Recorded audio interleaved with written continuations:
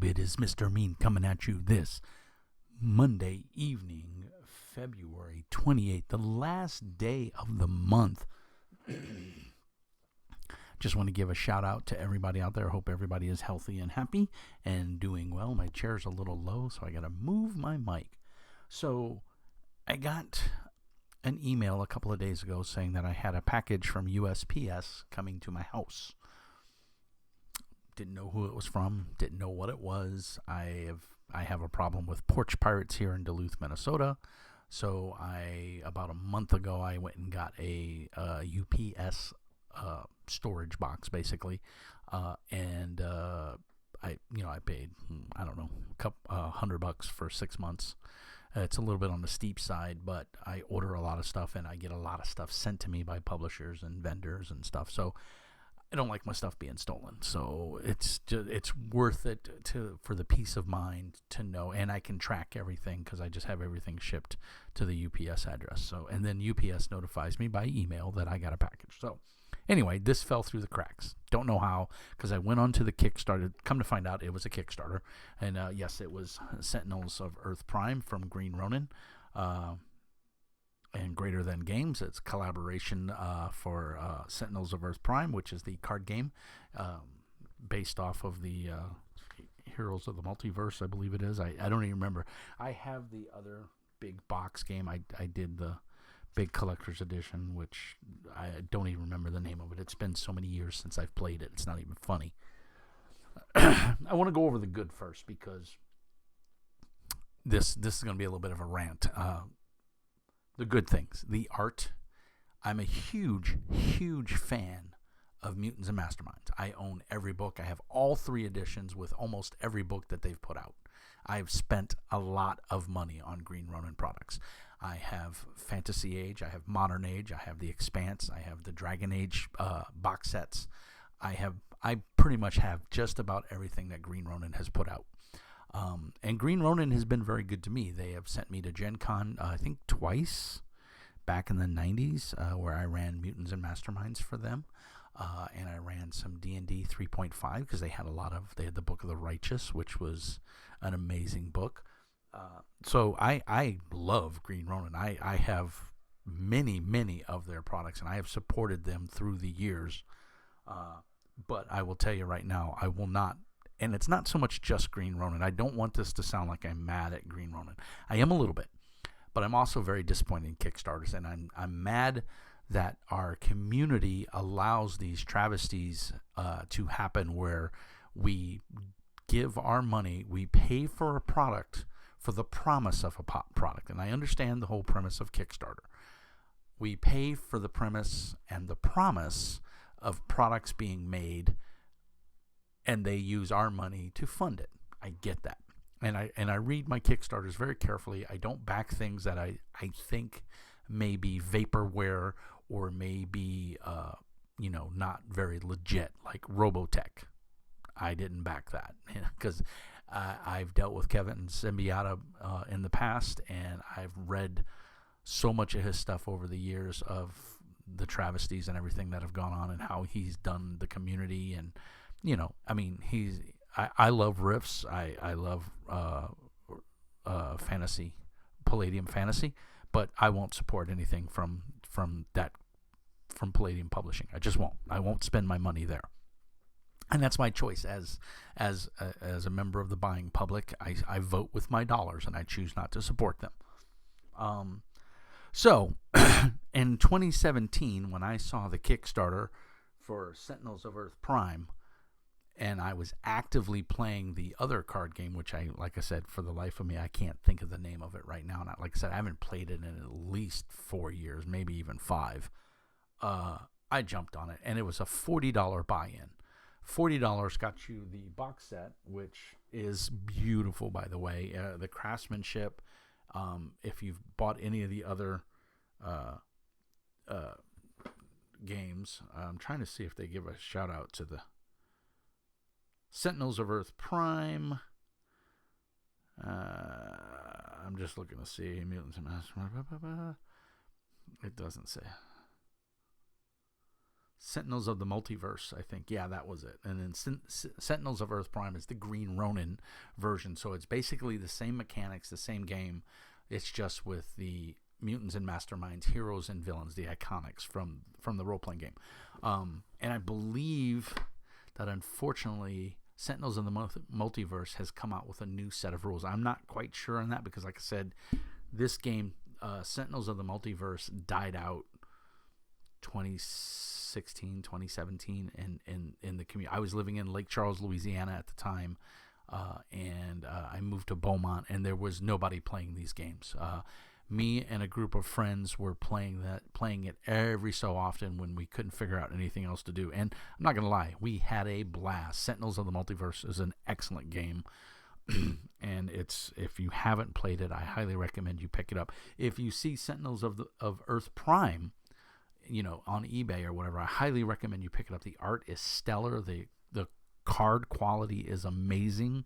The punch outs are really nice. They're going to last you a long time. The rule book is stunning. I have it right here. It's full color rule book, and it's laid out very well. You can also download a copy off of the website, I believe. The production quality is amazing. It's well worth $40. The problem is, it's almost 5 years late. Nobody's playing this game anymore. I live in a major metropolitan city, and I have access to a larger city. In St. Louis, St. Louis, Minnesota, where Level Up Games is. Nobody's playing this game. I went there looking for people to play. I posted on their forums. Nobody's playing. Nobody here in Duluth, Minnesota, where I live, nobody's playing it. I had a couple of people go, "What? Huh? Never heard of it." So, I mean, the demographics are just that. They're demographics. They're not all inclusive. It's a good game. I don't want to belittle that. I'm harping on the fact that I'm tired of Kickstarters taking our money and spending it frivolously. That's the only way. It doesn't take 5 years to produce a game. I don't care who you are. I don't care what the obstacles are. Here's just 2,866 backers, me being one of them, raised $103,000. It was Kickstarter. It funded on April 17th, 2017. The delivery was supposed to have been April 2018, a full year, which is acceptable. I mean, manufacturing, getting the art together, and I got so frustrated with this game that I didn't even follow. When I got the updates, I sent them right to spam. I sent them to garbage. I didn't even read them.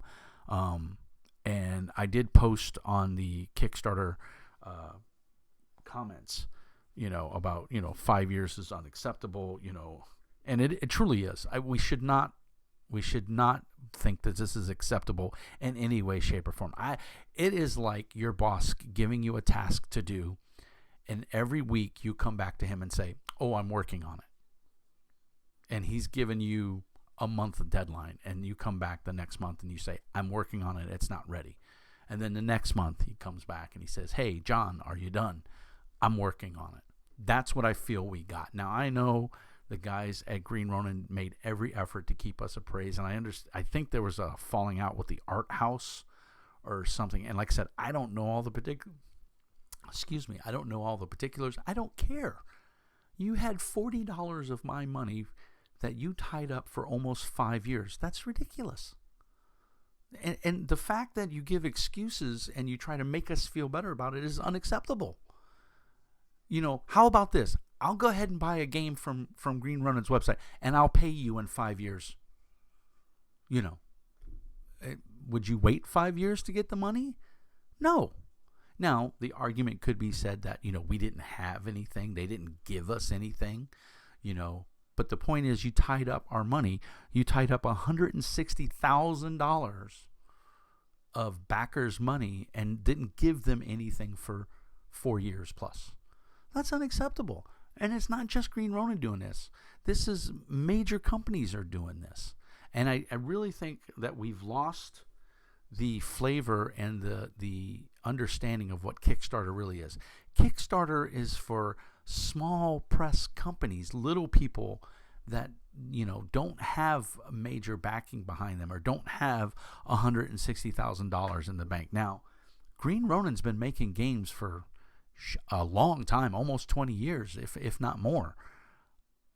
You mean to tell me they couldn't get the funding? They couldn't go to a production house and say, "Hey, we want to print this game.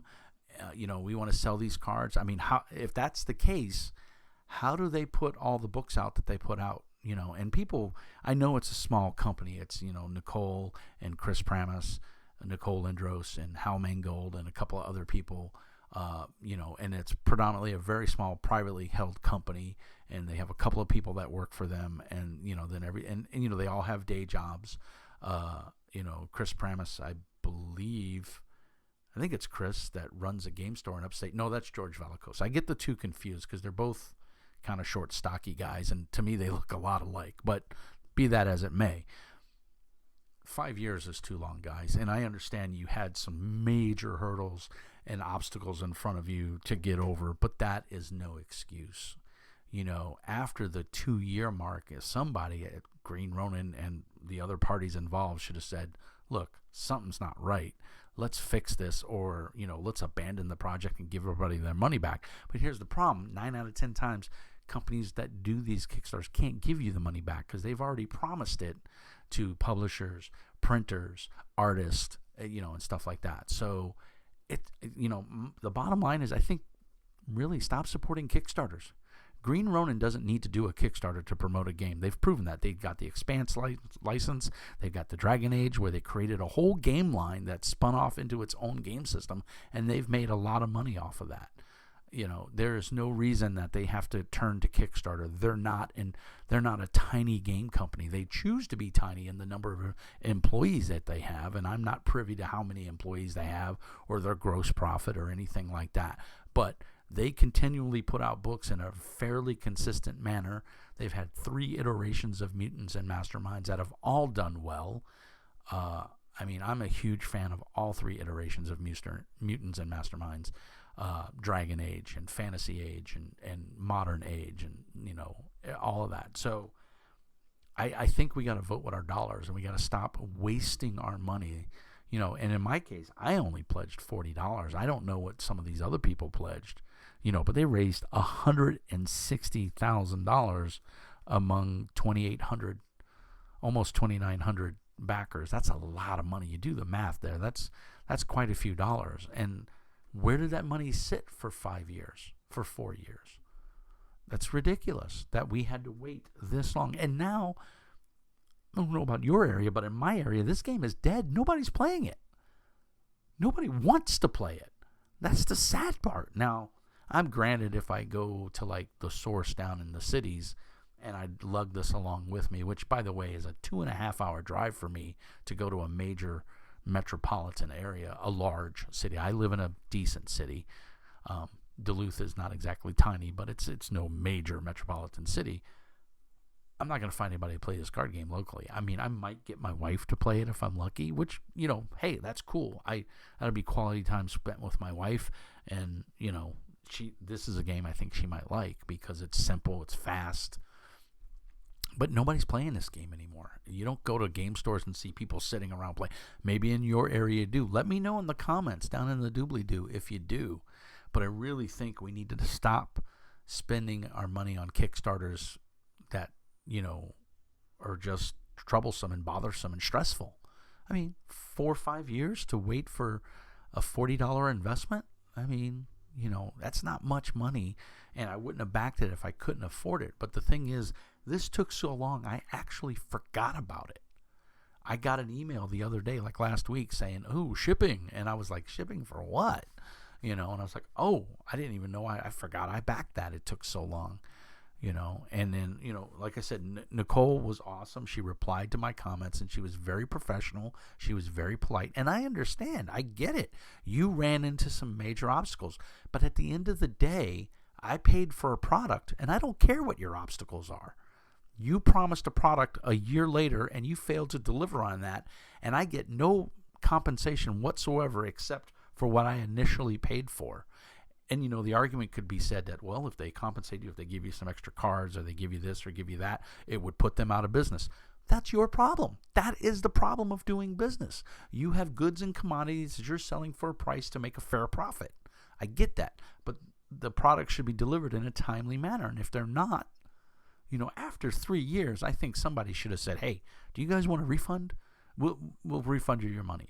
And the problem is with Kickstarter, there's no way to actually get a refund unless the publisher or the person producing the Kickstarter wants to give you your money back. And then on top of that, Kickstarter takes, I believe, 7 or 8% off the top. So Kickstarter's not giving their money back. You published it, you put it up. We're just a clearinghouse. We give you a platform that you can use to support your game.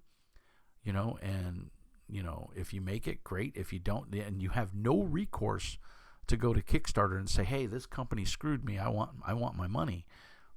That's not an option. You got to hope and pray that you get the product that you paid for in a timely manner.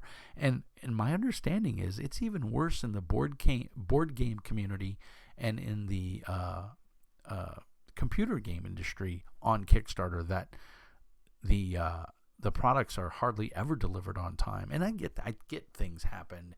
There's a paper shortage. There's the turmoil going on in the world right now, and corona, or the COVID virus and everything. I get that, and I feel bad. I feel bad that Nicole or whoever, the community manager, has to listen to all this toxic feedback.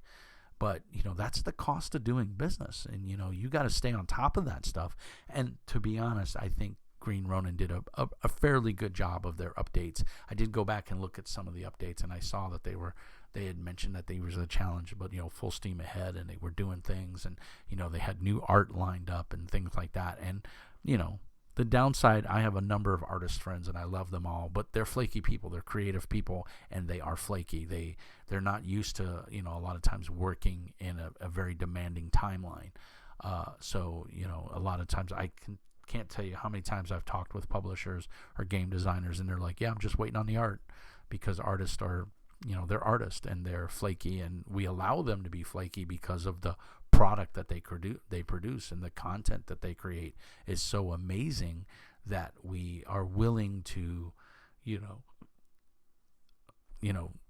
let them slack, basically. And a lot of times there's legitimate issues and things like that, health issues and monetary issues, and I guess I understand. I don't like it, and I don't think it's fair to us as the purchasing community that we need to vote with our dollars. And don't back Kickstarters, unless it's a small indie press company, that's making, in this case, a role-playing game that you're really interested in, you want to see come to fruition.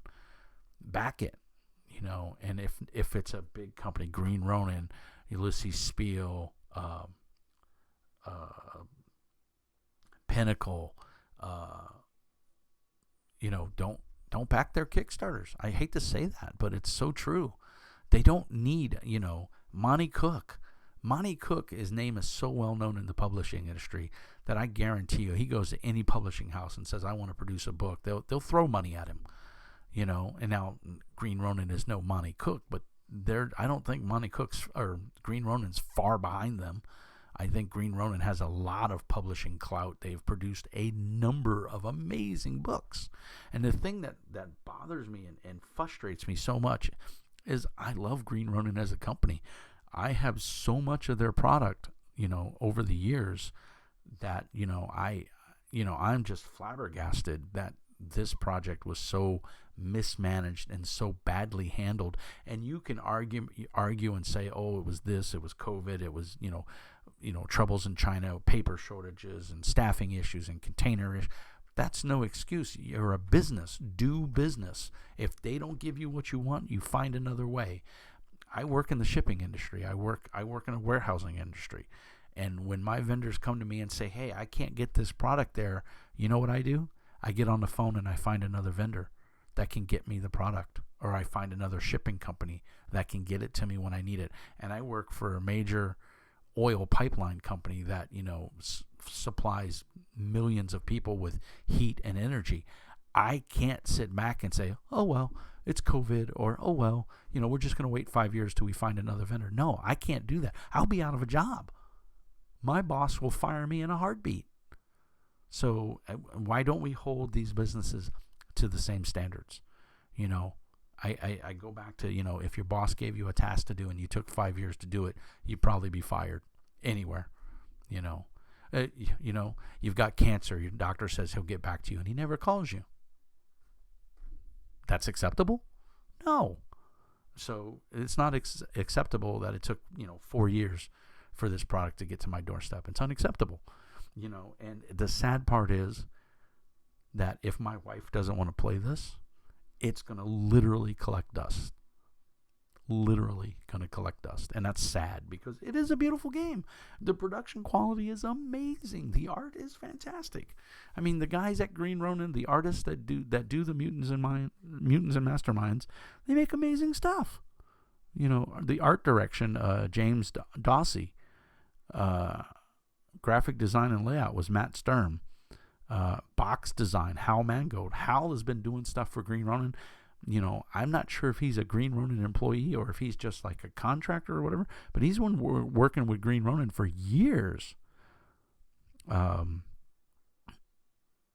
Graphics did the art, the card and the rulebook art. Game design, rules writing was Christopher Bedell. Christopher Burton did the game development and design. Project lead rulebook development was Chris Pramas. Project lead, Chris Pramas, the owner of Green Ronin. I mean, I expect more, Chris. I'm sorry, dude. I have shaken your hand. I've had dinner with you. You're an awesome guy. Nicole is amazing. She is a pillar of the gaming community, especially for female gamers. And Chris, you make great stuff. But you guys dropped the ball on this harsh. And I don't forgive you. I'm sorry. I'm glad I've got it. I'm proud to have it in my collection, but it's going to go in a corner and collect dust. And I'm never probably going to play it. If my wife doesn't want to play this with me, it's never going to see the light of day. And that's a shame because it was at the time when the game was, when Sentinels of the Multiverse was hot. There were game stores playing it every night. There were people playing it. The card packs were selling out so fast you couldn't get them because it was a non-collectible card game that played really well. And you know what? Now if I want to play it, I'll just fire up my iPad and play the the tablet version of the game, because then I don't have to have somebody sitting across from me. I can play it by myself, and I don't need to wait 5 years or 4 years for cards to come. Really sad, guys, because like I said, it's amazing. The art is beautiful. I mean, if you see it on the game store, pick it up. Buy it. If you got some friends that might be interested in it, play it. If you're still playing it in your neighborhood, in your area, let me know. But I can tell you right now, in Minneapolis, and Duluth, and Superior, this game is dead. People don't even know what it is. And that's a shame, because I feel like I just threw $40 down the drain. And I can say with all confidence that I will not support a Green Ronin Kickstarter ever again. I mean, now in all fairness, this was the only one I supported, but I won't support another one. I'm not going to wait 5 years for something, and typically when I support an RPG Kickstarter, I'm doing $100 to $200, sometimes more, $250 for a Kickstarter. I'm not doing it anymore. I'll just wait for the extra goodies and stuff to say, ooh, I ordered it first. It's not worth it anymore. It's not worth the headache. It's not worth the stress. I'd rather give that money to an indie publisher, to a guy that's trying to get his game produced. And even then, I'm going to scrutinize it really hard, and I'm not going to just dump money on something that might be vaporware. If you don't have a complete outline of the game and basic game, and it's just the only thing you should be looking for is art, and if you don't have a complete game that you can give us a rule synopsis of, or a PDF to download, I'm not backing it. I mean, and that's just me. I'm just tired of being screwed over by Kickstarter and by the people that run the Kickstarters. And here's the sad part. I've had numerous Kickstarters that have been successful and funded on time. So it's pretty notorious, and that's the part that bothers me, is we as a society have deemed it acceptable to just throw our money away and wait 2, 3, 4 years, 5 years before we get the product that we paid for. And here's the difference. If you had waited when you saw it in the game store, you could just go pick it up and you wouldn't have to wait. You could pick it up right there. Or if you saw it on Amazon, you could buy it on Amazon and walk away with it. And you could, in 2 days, if you got Amazon Prime, 3 days, you could be playing that said game, and you wouldn't have to wait 5 years with your money tied up, you know. So it's really a shame, guys. And I just feel Green Ronin really dropped the ball here, and they're an amazing company, and I wish them all the best. But I mean, not only for them, but other Kickstarters that have, you know, Ulysses Spiel, Pinnacle. I'm not backing any more of those Kickstarters. You know, they don't need to go to Kickstarter to get their game funded. They're using it as a glorified pre-order system, and it's not fair to the smaller press guys that are out there trying to make a buck. Because, you know, at one time, Green Ronin was struggling to make a game and, you know, working long hours and working a full-time day job, still trying to get their game out. You know, they started somewhere as well, you know, and I just think it's not fair. Pinnacle, same thing, you know. They're a big enough company now that they don't need to go to Kickstarter to run their games. They're just using it as a glorified pre-order system, and I don't think it's fair to the smaller game designers and publishers out there that need Kickstarter to survive. Green Ronin, Ulysses Spiel, Pinnacle, they don't need Modifius. They don't need Kickstarter to make games. They have enough power in the industry to, you know, promote and sell their own games, but they're using it, and I don't that's the bad part. I don't blame them, because it's a smart strategy. It's a pre-order. You know you're going to sell 2,866 copies of this game, guaranteed. So you only need to make 2,866 games, and you don't have any loss, you know. But sometimes it comes back to bite you, and, you know, there's other factors. Would I be this bitter if I'd have not backed it and I'd have just went to the game store and saw, you know, or looked online and went, wonder whatever happened to that Sentinels of Earth Prime. Oh, you know, it never came out because of this and that. It wouldn't have been no skin off my back. I'd have still been playing, you know, Sentinels of the Multiverse. So I get it. I understand why they want to do Kickstarter. It saves them money and they get to put more in their pocket. But it's not fair to the industry. I don't think it's fair to the community, and I don't think it's fair to indie press designers, people that are struggling like you were at one time trying to get your game noticed, you know. So yeah, I'm off my rant. If you see it in the store, buy it. You know, hopefully it won't sit and collect dust. If it uses the same rules, I don't even remember the rules of the game. It's been that long since I played it, but I do remember every time I played it, I had fun. So hopefully this will be in the same league, and I'll get to try it. I'm sure there's solo rules somewhere, and I vaguely remember downloading some solo rules. So I'll go into my database here and I'll find something and see if I have the solo rules. If not, I'm sure a Google search will turn them up. But I am just so disappointed in this. I mean, I'm happy to have it. I'm glad it's in my collection now. I'm just sad that it took 4 years, and I probably won't get to play it with my friends because nobody cares about it anymore. And if they do in your area, hey, that's great. If you're playing it, if you can't watch this video because you're playing Sentinels of the Multiverse or Sentinels of Earth Prime, then that is awesome. I don't feel bad at all. But I mean, let's start thinking a little smarter with our hard-earned hobby dollars and vote with them. And let's not support companies that don't need to go to Kickstarter. You put out a product, you hope it sells, and it should sell. Using Kickstarter as a pre-order system, I think, is not fair to the industry and to the little guys out there. And what I would say to the Green Ronins and the Ulysses Spiels and the Pinnacle, at one time you were the little guys and you were struggling, and you would have given your left tooth to have a platform like Kickstarter. And you did. You struggled and you fought and you made a product that was worth buying. So go back to those roots and that integrity, and don't use Kickstarter as a pre-order system. I just don't think it's fair. That's my opinion. You guys may not agree with it, but it is what it is. And that's why I have a YouTube channel, and that's why I get to say the things that I want to say. And that's part of what this platform is for, is I support the indie games. I support the small press companies that are making, weird games, and I just don't think you need Kickstarter to support your product if it's a good product, Now, if it's an unknown product, that's different, but Mutants and Masterminds in the superhero community is a household name.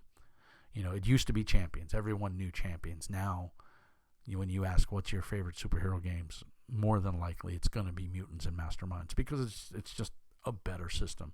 Champions is good. There's nothing wrong with Champions. I have 6th edition sitting on the shelf there. But you know what? I've played Mutants and Masterminds a million times more than I've played. I think I played Champions once or twice, and I didn't like it. It wasn't for me. So... And it's funny because I said it was too crunchy, but Mutants and Masterminds is just as crunchy. The difference is, once you're done with character creation, there's very little crunch. So, but this is not a review of Mutant Masterminds. Everybody knows I love Mutants and Masterminds, and it's my go-to superhero game. So I think I've beat this dead horse to death. And that's all I'm going to say about it. So if you agree with me, give a thumbs up. If you disagree, let me know in the comments, If you agree, let me know in the comments. It's just sad that this had to happen, but it is what it is, and we move on and we move forward, and I think my days on Kickstarter are very few and far between. Once I get the things that I've backed, I think I'll be deleting my Kickstarter account, because I don't see the value in it, for the stress and the turmoil and waiting for stuff to come. It's just not worth it. When I see it on the shelf at the game store, I'll buy it. Or if I see it on their website, I'll buy it.